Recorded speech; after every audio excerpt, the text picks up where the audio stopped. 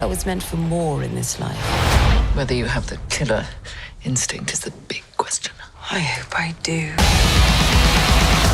Disney released the first trailer for Cruella, the latest adventure in Disney remakes inspired by their long-beloved classic animation movies, hoping to cash in once again on our nostalgia. This time, the studio will be telling the origin story of one of the most wicked Disney villains, and it seems to borrow some influences from its predecessor from 2014's Maleficent. Judging also by the synopsis, it also gets some inspiration from other productions like The Devil Wears Prada and the most obvious from the grunge style of Todd Phillips' Joker. So a Disney-friendly movie inspired by a comic book psychopath?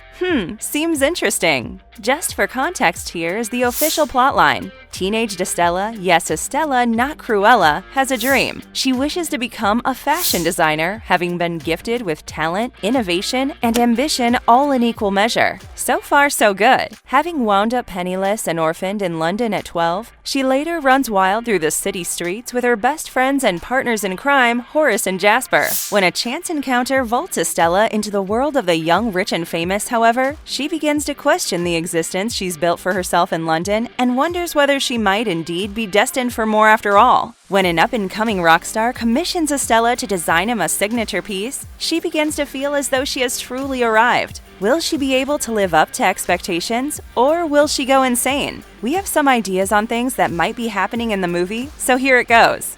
As this is an origin story, it seems only logical that we get some detailed information about what Cruella's life, or better Estella's life, might have been in early years. By the synopsis, we already know that she will be in an orphanage till the age of 12 when she runs away and ends up in the streets of London. So it is to be believed that she might have acquired a little madness during her life in the institution. In the trailer, we think these shots might be showing the orphanage right when she escapes and jumps to the back of a truck. Maybe that place had strict rules, even beating children to demand respect, therefore the trauma. A possibility that could work in this environment is that the Baroness von Hellman, played by Emma Thompson, could actually be Estella's mother. Hear us out. Perhaps when she was born, von Hellman sent her to adoption because the only thing she really cared about was her career as a fashion designer, and nothing, not even a child, could change that. Kind of disturbing, don't you think?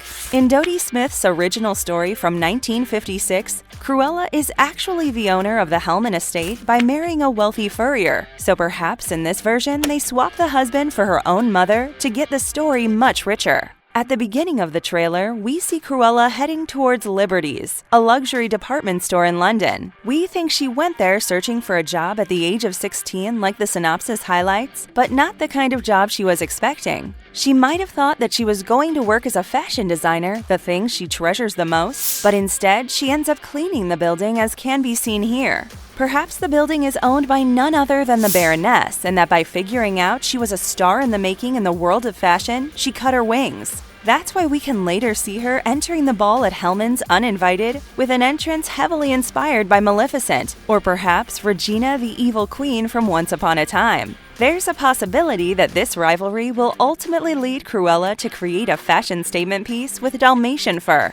I am woman, hear me roar. This sentence isn't from Catwoman in Batman Returns as many fans are suggesting, but it's actually a direct reference to the 1971 song I Am Woman by Helen Reddy. Disney released information that Cruella will be creating a signature piece for a still unknown rock star. It will serve as a boost to awaken her raw talent and make her feel that she really belongs in the world of fashion. Judging by some footage in the trailer, Cruella seems to have a runaway moment with all her creations, with a highlight to the Dalmatian dress she's wearing, and even gives a wicked and punk rock-styled performance by the end of the movie right in front of the Baroness. We don't know for sure, but it would be very cool indeed. If you're a Disney fan, you know your villains, and Cruella is surely on the top 3 of the list. She is known to have a high sense of fashion, not only in clothes, but also in her overall lifestyle. In this moment from the trailer, we see Estella and her 2 thief friends, Horus and Jasper, stealing a car very similar to the one in the cartoon. Perhaps she got it at the party, or they casually stole it during one of their assaults on the streets of London. In fact, by the look of it, they might be running from someone, perhaps the owner of the car. The point is that car is similar to the one we see in the animated film. There's no denying it. Could it be the same car from the 101 Dalmatians movie?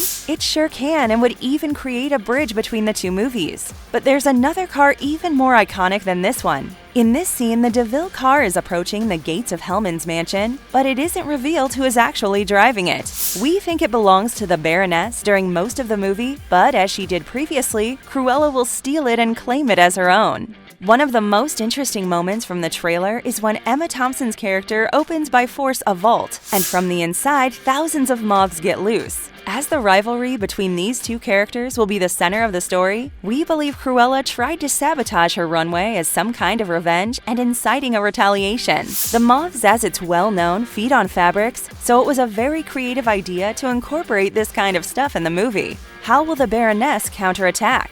Last but definitely not least, a majestic appearance of Glenn Close herself would strike fans with the nostalgia factor right in their faces. She could either have a minor role during the film or could only be doing a small cameo, but she has to appear for sure. We know that Close worked on this project as executive producer, so it is very possible she will be returning once more to the world of the Dalmatians. What do you think if instead of the Baroness being Cruella's mother, Glenn Close would take the role? It seems very fitting. So what do you all think? Have you noticed more details in the trailer? If so, let us know in the comments section down below. Are you excited to see this new Disney live-action adaptation come to life? Or should they stop with these remakes? Don't forget to leave a like and subscribe to the channel. It means the world. Bye!